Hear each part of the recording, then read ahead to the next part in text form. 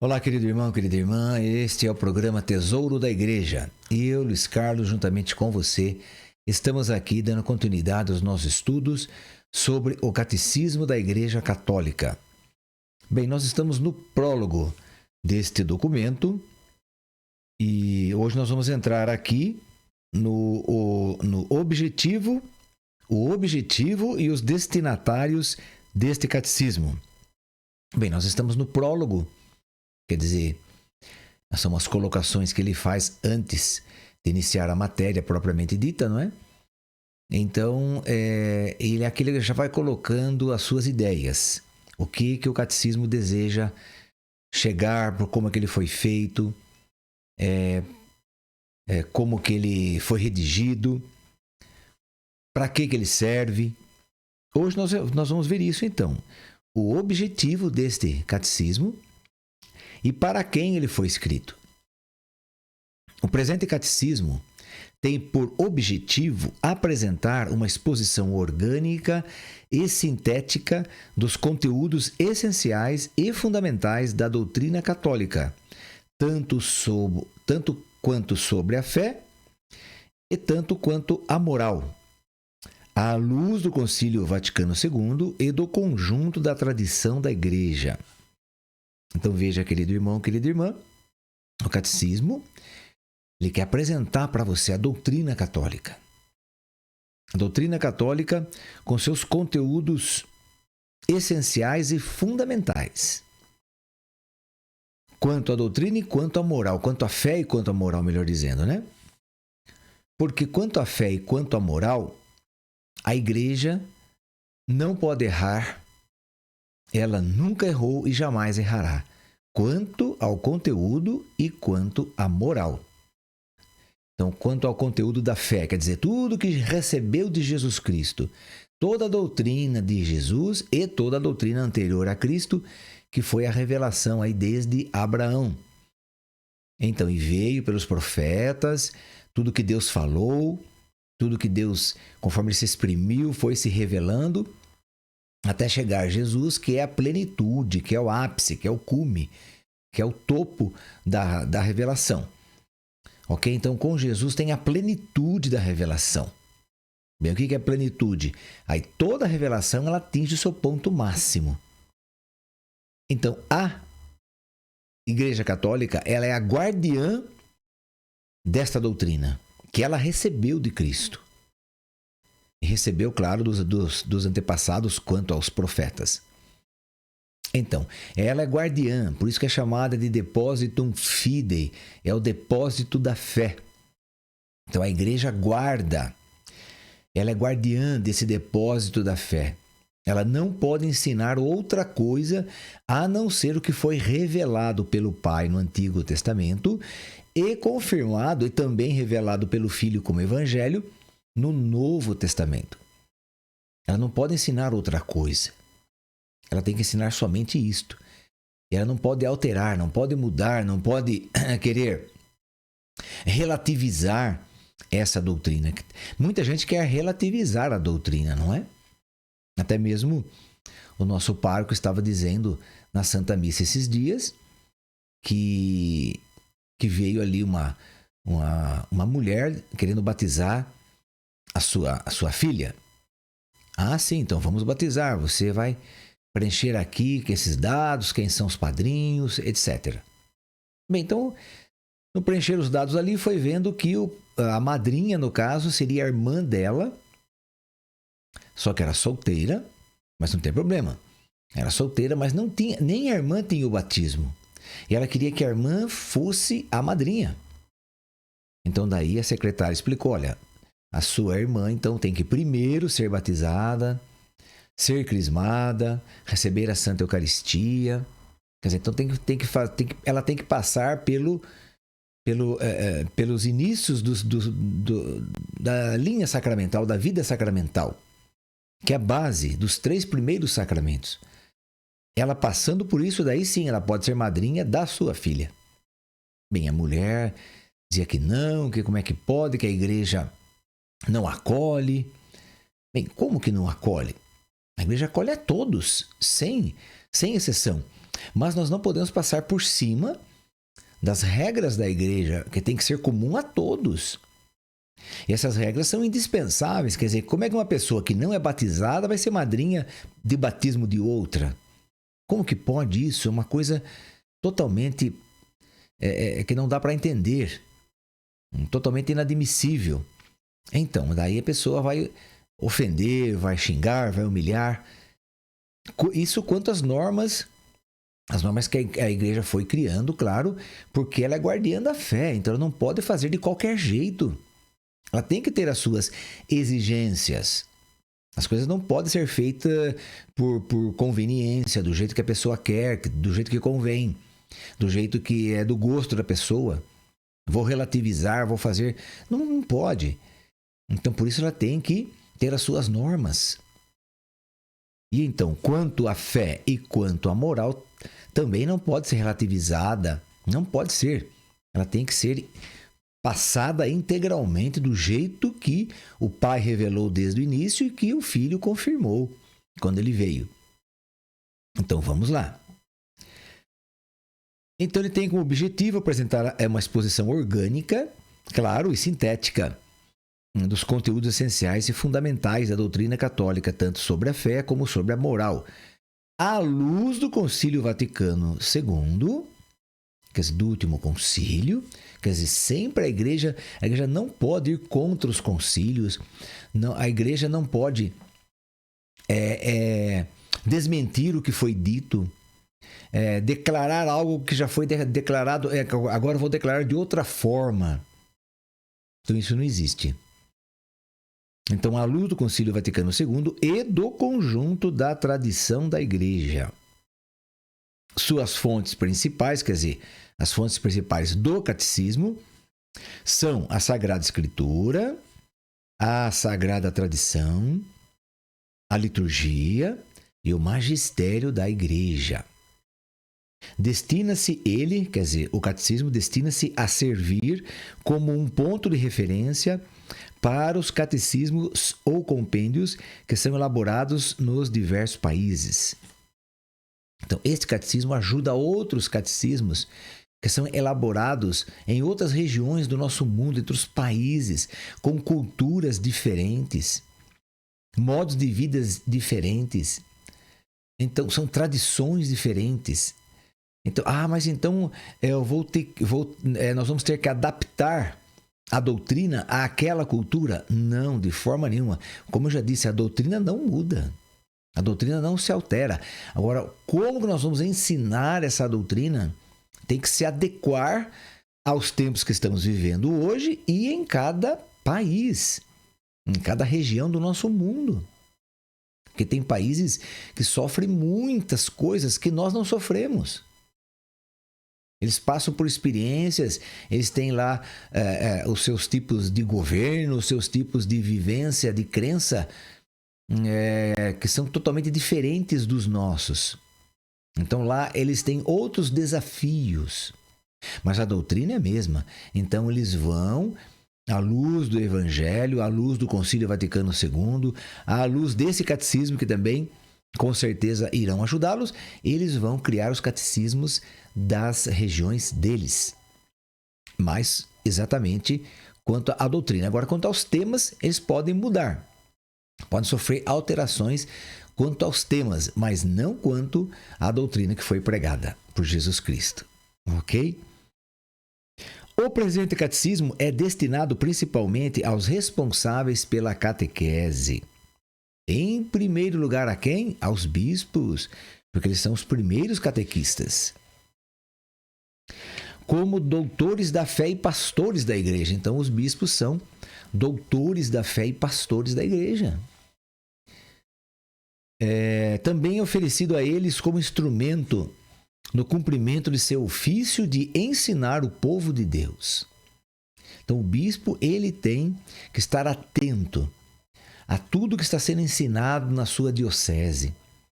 Como que os padres estão trabalhando os seus ensinamentos, as suas catequeses. Como que está sendo transmitida a fé. Tem algumas paróquias, melhores meios de transmitir a fé. Então vamos lá, vamos buscar, vamos copiar, vamos ver o tanto que é bom para nós fazermos igual também, para nos ajudar.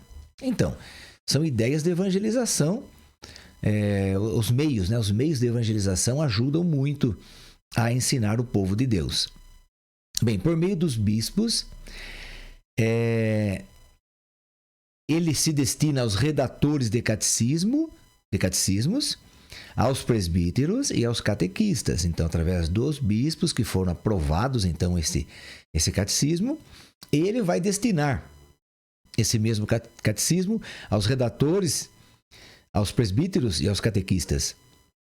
Será também útil para a leitura de todos os demais fiéis cristãos, que é o nosso caso, que estamos aqui estudando esse catecismo. Bem, a estrutura desse catecismo. O projeto desse catecismo inspira-se na grande tradição dos catecismos que articulam a catequese em torno de 4 pilares. Então, como que é a estrutura desse catecismo? Bem, ele é dividido em 4 pilares, em 4 partes. Mas essas 4 partes são pilares da nossa fé. São pilares de como eu devo ser como cristão, católico. O que eu devo fazer? Vamos lá. São 4, então, né? Primeiro, a profissão da fé batismal. A profissão da fé, quer dizer, qual que é a profissão da nossa fé? O símbolo que nós temos que acreditar é o nosso credo. Essa é a primeira parte. Depois, a segunda parte, os sacramentos da fé. Então, vamos estudar sobre os 7 sacramentos. É o segundo pilar. Terceiro pilar, a vida da fé, que são os mandamentos. Os mandamentos não se alteram, não mudaram. Apenas Jesus veio explicar melhor os mandamentos. Então, aqui, eles estarão sendo explicados para nós minuciosamente como que devemos seguir esses mandamentos. A terceira parte é esta. E a quarta parte é a oração do crente. O que é o crente? É aquele que crê. Então, se você acredita em Deus, se você acredita na sua doutrina católica, então você é crente. É errado quando nós chamamos nossos irmãos separados, aí no caso, que são cristãos também, mas que eles se adaptaram em outras igrejas e fundaram novas igrejas, então que são os protestantes, hoje são chamados de evangélicos, de congregacionistas, são da Assembleia, são do Evangelho Quadrangular, são pentecostais. Então, vários atributos são dados a eles e vários nomes. Mas, na verdade, eles são protestantes, não é? E nós temos aí o péssimo vício de chamá-los de crentes. Ah, o fulano ali é crente. A irmã ali é crente. Não, crente são todos os que acreditam em Deus. Então foi uma mania, né? Que o católico pegou de... Não só os católicos também, os ateus também dizem isso. Então, de chamar essas pessoas de protestantes de crente. Está errado. Crente é todo aquele que crê em Deus. Então, nós vamos encontrar aqui, nesse estudo do nosso catecismo, muitas vezes a palavra crente. Então, quando você ouvir eu citar aqui, eu dizer essa palavra, você pensa em você mesmo, que você é esse crente. Ok? Então, a última parte é a oração do crente, que é o Pai Nosso. São esses 4 pilares, então, que nós vamos trabalhar aqui nesse catecismo. Então, vamos lá. A primeira parte, aqui ele só está dando aqui, como dizer, um prólogo, não é? Então, é uma pré-conversa, uma conversa anterior a que nós vamos estudar. São apenas algumas orientações que nós estamos recebendo aqui. Ok? Então, vamos lá. A primeira parte é a profissão da fé. Os que pela fé e pelo batismo pertencem a Cristo devem confessar sua fé batismal diante dos homens. Por isso, o catecismo começa por expor em que consiste a revelação pela qual Deus se dirige e se doa ao homem, bem como a fé, pela qual o homem responde a Deus. Então essa é agora vamos ver a seção 1 aí. Essa é a seção 1, né? Ok.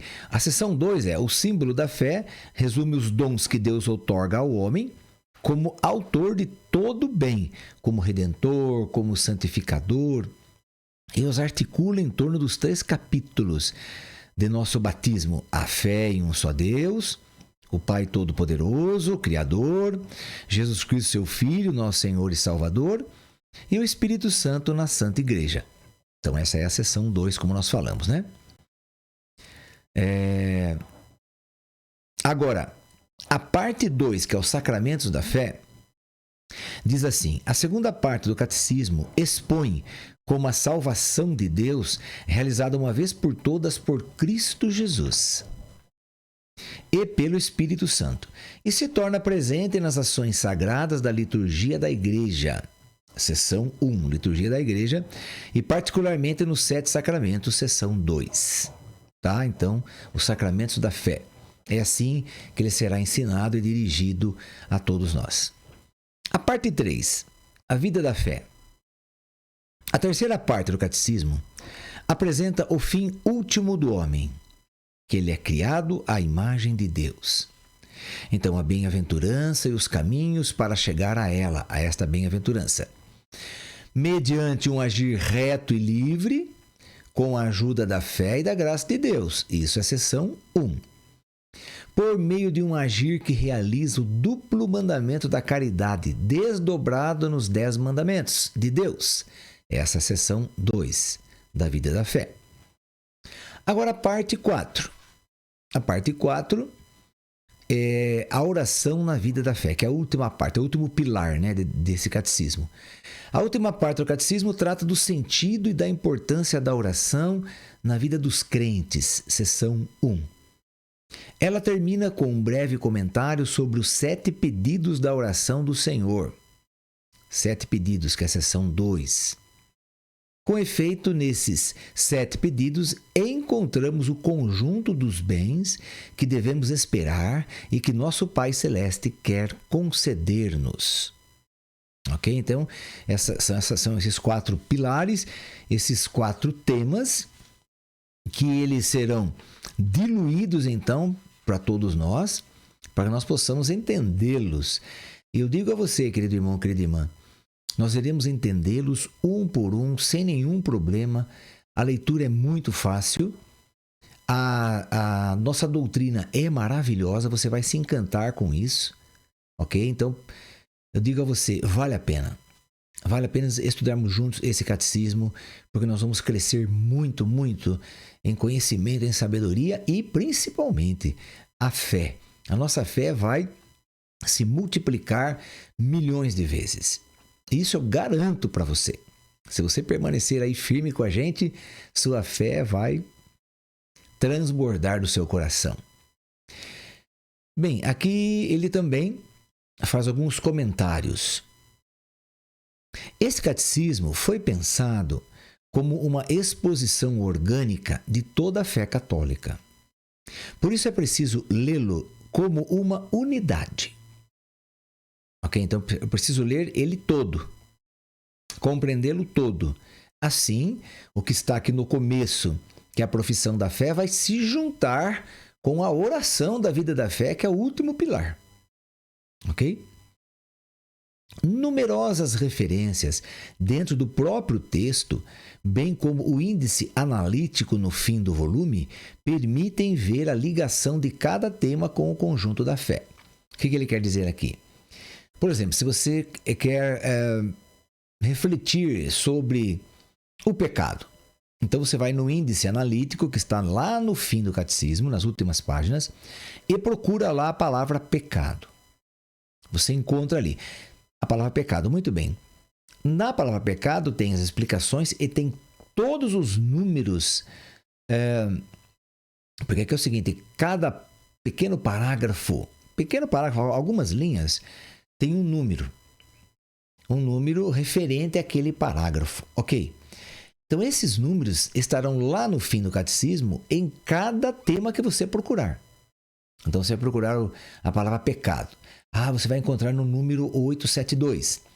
Mas também está no número 115. Mas também está no número 1036. Quer dizer, não é número de página, é número aqui que está em cada parágrafo de cada explicação. E aí você vai ver que, tanto na profissão da fé, quanto nos sacramentos da fé, na vida da fé ou na oração, você vai encontrar sobre o pecado. Quer dizer, nesses 4 pilares, nós teremos as citações quanto ao pecado. Por quê? Porque são 4 temas, são 4 pilares, sim, são 4 temas, mas todos eles nos remetem à mesma coisa, à mesma situação. Então, por isso que ele está dizendo aqui que estão interligados. Isso é muito bonito quando nós começarmos aqui, creio que no próximo programa já, a estudarmos então esses temas, não é? Muitas vezes os textos da Sagrada Escritura não são citados literalmente, mas são feitas apenas referências mediante a indicação CF. Então, conforme. CF quer dizer conforme. Então, uma palavra, por exemplo, quanto ao batismo. Aí o batismo daí aparece entre parênteses, escrito CF, escrito conforme.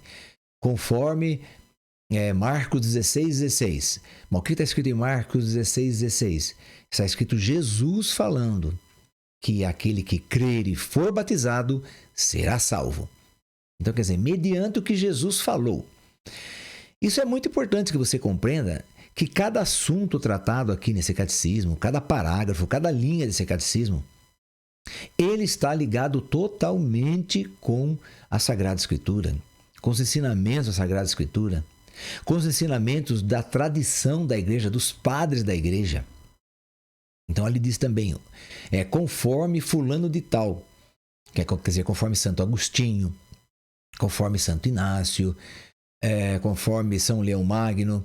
Quer dizer, o que essas pessoas disseram, o que elas escreveram nos seus livros, né, nos seus documentos, quanto àquele tema. Então, por isso que tem o CF, que é o conforme, né? Para uma compreensão mais aprofundada de tais passagens, é preciso consultar os próprios textos. Então, essas referências bíblicas constituem um instrumento de trabalho para a catequese. Então, quer dizer, estamos lá falando sobre o batismo, então, conforme Mateus 16, conforme Marcos 16:16. Aí estamos falando sobre seguir Jesus, sobre estar com Jesus, permanecer em Cristo. Então o Evangelho de São João, no seu capítulo 15.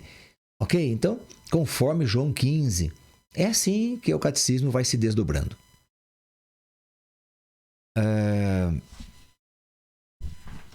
Também aqui as adaptações necessárias. Neste catecismo, a ênfase é posta na exposição doutrinal. Quer ele ajudar a aprofundar o conhecimento da fé. Por isso mesmo está orientado para o amadurecimento desta fé, para seu enraizamento na vida e sua irradiação no testemunho. Aqui